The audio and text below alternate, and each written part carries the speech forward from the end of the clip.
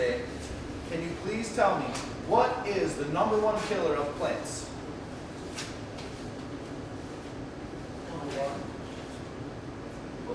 Have a guess of water. Grower. The grower. You're right. The people. People are the #1 killer of plants. Okay? It's a weed. It wants to grow by itself. So people, whatever they do to it, and we could go on and on about what people do. We all know the stories. We've all been there. I'm sure everyone in this room, if you're a grower, you've killed a plant or two. I went through a lot. Oh, by the way, I went through a lot of bad growing times. And I'm not saying you have to do it. None of you have to do what I did. And I'll give you some stories about what I've made mistakes.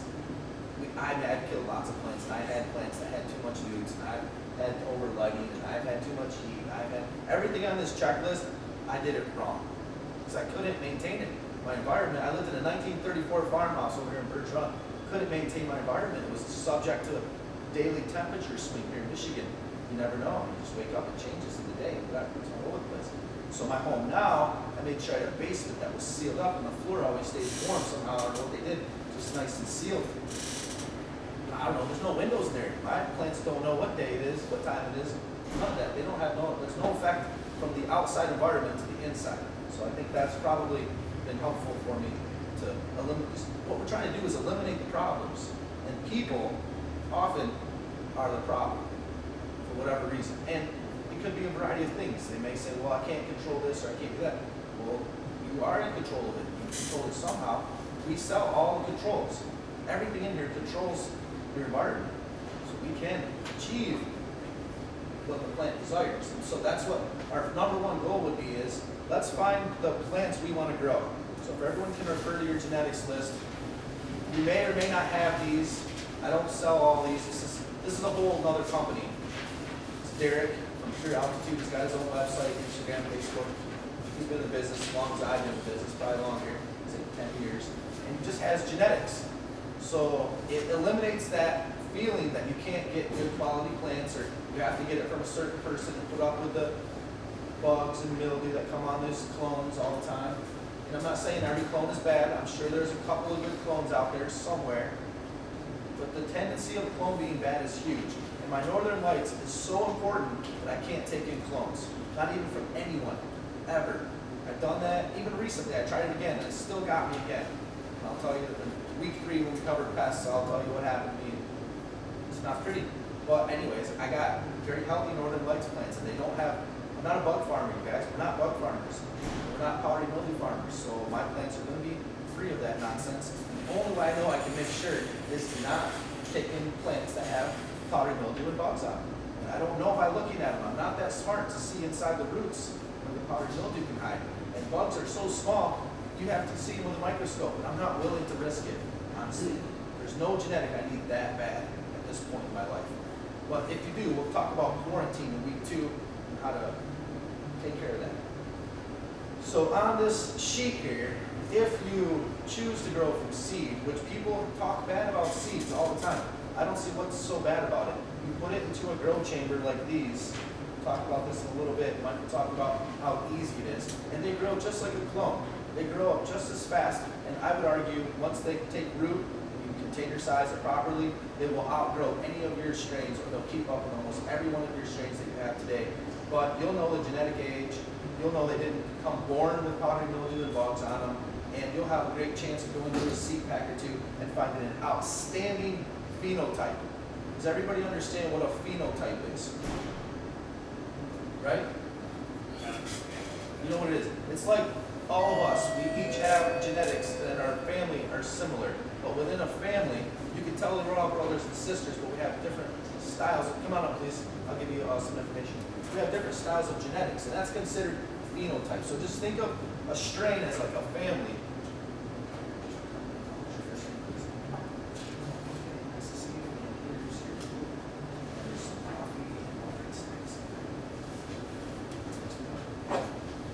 So in a family, we all have similar traits. You can almost tell that's the family. Like, oh, look at those guys. My sons are 3 and 4.5. Some people think they're twins. alike somehow. I don't really see it that much. So some people look more alike or not. That's how a pack of seeds might be. They might be exactly the same, and that's called stable, being stable, right? They all come up with the same, smell the same, go the same. But a lot of times, they have different heights and smells and bud size and whatever within one seed pack. It can be different. And especially if they're a hybrid. If they're a hybrid, well, then definitely they're going to be different because sometimes they'll lean more to one side or the other. If that makes sense. So just don't worry about it because if you're doing a small garden or even a bigger garden, it's not going to take up that much space. And we'll talk about that, how to get them to the size that won't overtake your garden. And we'll talk about cuttings. We're going to really focus on cuttings today. Then we take of your own plants. You take your cuttings. So you'll take these cuttings, and now you have good, healthy cuttings because you have a good, clean room and no problems. You take these healthy cuttings that are numbered, and you flower these unknown seeds, and you get whatever they give you. That's the fun gamble in life. You're probably going to get something awesome. I just always tell people this one. It's like taking 2 dice, and how many times do you have to roll that to get snake eyes? Somebody's going to get it. You're going to get it eventually. It's not going to take you many times, I would say. You know, there's 2 1s on there. It's a good chance. It's not going to take you days. It's not going to take you years. I promise. You're going to get 2 1s. It's not going to take that long. Don't just try it. Just take 2 dice and roll them. So if you get snake eyes, then that means you can grow seeds with success because you're going to go through just a few seeds and you're going to find something you're so happy with and it's clean and, well, like we just said, mother plants from seed grow as vigorously as that strain can. So some strains are going to grow faster or slower based on the strain. That's where you want to do your research. That's why I give you a list. That's why you have Google. Go play with it and think about it and ask people and, hey, go smoke some. It's legal now. You can go smoke it and try it. But don't be rest assured that what you find, that name of what you find is what it is because you can always grow it better. If you take your time and you grow it perfectly well, you could take a strain and outdo almost anything you could find out there. That's the beauty of new growers. You can put your spin on it and make it even better just by taking better care of it. So if you have a fondness for a strain, like I can name any strain. One time I tried Vortex. I'd like to grow that. I don't know where that's at today. But just any strain. That's the one you want to go for. You want to go for the ones that you like, make you feel good. I like all kinds. Would you guys agree? Like, you know, there's good and bad, and like the good kinds, you kind of probably say you like it all, right? But I'm not going to spend my time growing all that stuff. I'll never have time to get to this. It's too TMI. There's no way. So that's the beauty. You get to be selective. It's like your favorite song, or your best friend, or just anything that makes you feel good. You get to pick that out of this list. And this is just the tip of the iceberg. There's other breeders.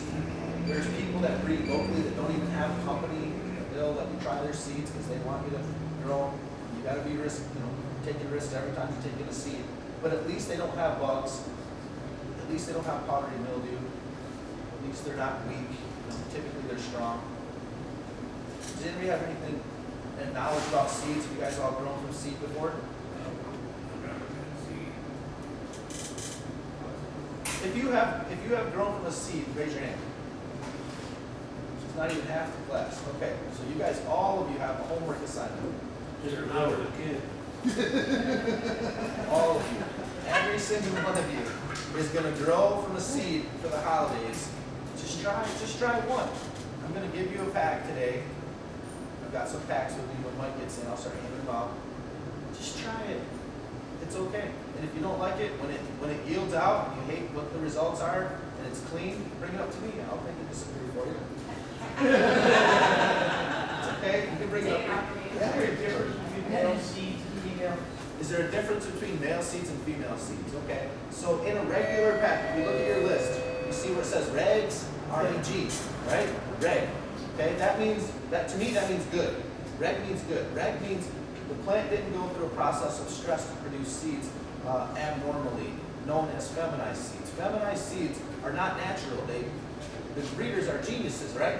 They don't want you to be able to breed their genetics, so they make it feminized. When you get a pack of feminized seeds, you're probably not going to get anything you can breed with. So a regular pack, to me, is better, because a feminized seed might give off hermaphroditic seeds. It might not be as strong as long, it might not be as potent, and it might not give off as big of buds, which is what I want. I want huge buds all over this thing from the same strain name, from the same name. Sometimes you can get feminized and regular. So I'll take that risk. I would, as a grower, I'd rather grow from a regular pack, ones that say red. The reason is they're just sexed with pollen, like nature intended. So there's some chance of it being male and some chance of it being female. Is there anybody in here, and if you're at home, you can raise your hand. Is there anybody here, raise your hand if you're a breeder? A breeder. Have you ever took two plants, a male and a female, and made them make a seed? Yeah. Okay, so we got one breeder here. Shane over there, he's smiling, he's a breeder. Okay, me, I don't raise my hand to that. No, I'm not growing nobody's male, nothing. That's to me unknown. No. I'm a female plant grower. So when I see a male plant, I would immediately throw it in the trash. Does anybody know, while we're talking about genetics, we're sitting on genetics here for a second. Does anybody know how to identify a male plant? Yeah. Everybody's going to know after this course. It's clear. Just think of nature, okay, or anything at all. You can clearly see that's not two little, small little legs, you would say. Just tiny little, beautiful, soft little plant legs. It looks completely different as, say, testicles on a plant, okay? And it's all over it. In week 2, if you're in your flower room and you're not sure if you have a male plant or not, just step back. Don't get so close necessarily. Just be a few feet and just look at it. And if it's 2 weeks old and it has testicles on it, that's not a female plant. If there's no, where a fan leaf would come off of a branch, it's called the internode, where you're going to get a bud. If that's not too soft, little plant formations coming out, there's something. Yeah, if it's not something that looks like it's going to have what I call a snowball effect, a cotton ball, these a white puffy spot where it starts to flower.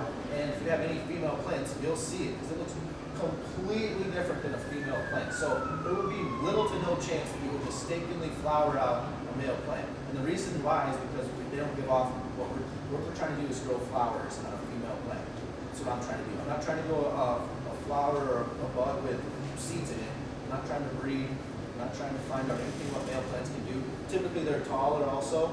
So if you see a really tall one sticking out of a bunch of seeds, that's probably going to be a male. But we don't talk about plants until they get into flower. When it comes to genetics, I don't believe any person can look at a seed and tell you it's a male or a female. I don't believe anyone who says they can look at a veg plant and tell you if it's a male or female. If you guys want to throw away what could be the best female plant you ever grew, go ahead and gamble through your veg room or your seed packs and start throwing stuff away. For me, I would only know by taking cuttings in my veg room, which we're going to discuss today in week 2, and placing the plant in flower to induce flowering. Because everyone knows what happens when you grow plants. They need to be on a greater life cycle. Most of the time you start at 24 hours of light.